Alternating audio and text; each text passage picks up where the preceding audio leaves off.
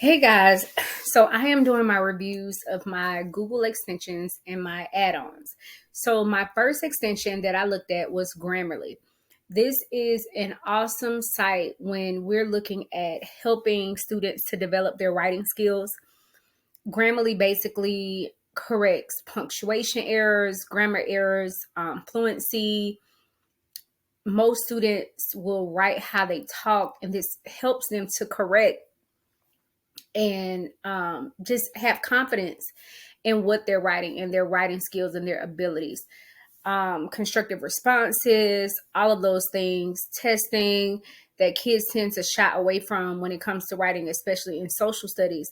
This really helps them to develop and enjoy writing. So, looking at Grammarly, this was a sentence starter. Today was one of those days I had to ask myself, why? Why did I become a teacher? But why?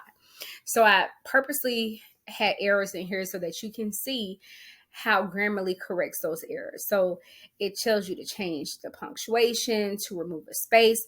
So, this is really great to use in the classroom to improve writing skills. My next extension that I reviewed was MyBib.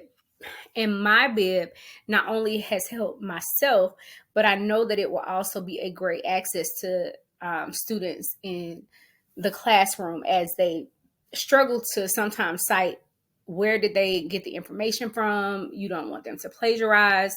And this is like an aid to support them in citing information. So I would not use this as a main source because I think it is very important for students to know how to cite on their own and the criteria for properly citing. But this is definitely a good support system for students to have. They can be on a website, on a document. They go up to their extension tab and click on MyBib, and it generates the citation for the website. So again, I enjoyed MyBib, and I plan to use this in the future to as I cite my references and papers that I write in blogs for the class. My next add-on that I reviewed is Kami. Now, Kami and Google Classroom went hand in hand for me during the pandemic and virtual learning. So to me, I couldn't use one without using the other.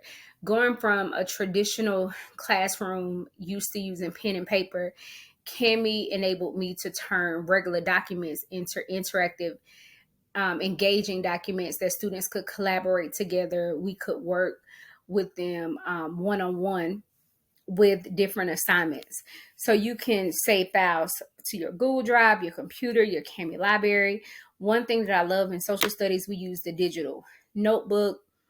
In Kami, students were able to customize the notebook, add pictures of themselves on the outside, create different tabs, text boxes, comments, highlighters, markups.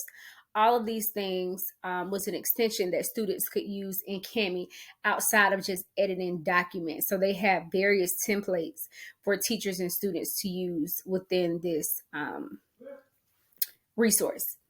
My next one was Google Classroom, and I hate that the district got rid of Google Classroom to replace with Canvas. I feel like Google Classroom was more user friendly. My students, they loved it. Here I have examples of classwork. This was a communism in China. My topics were categorized by dates and weeks.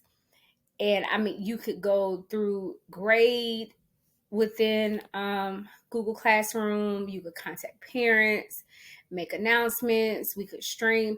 So I really hate that we got away from Google Classroom, but this is definitely a learning management system for teachers and students to use that I really enjoyed for virtual learning. And I think it will be a good add-on addition for teachers to create virtual classrooms or just keep up with your classrooms in general. This was a great add-on to use. So here was my review of my extensions and add-ons. I hope that you guys enjoyed it. I use Screencastify to record my review, and that is another add-on extension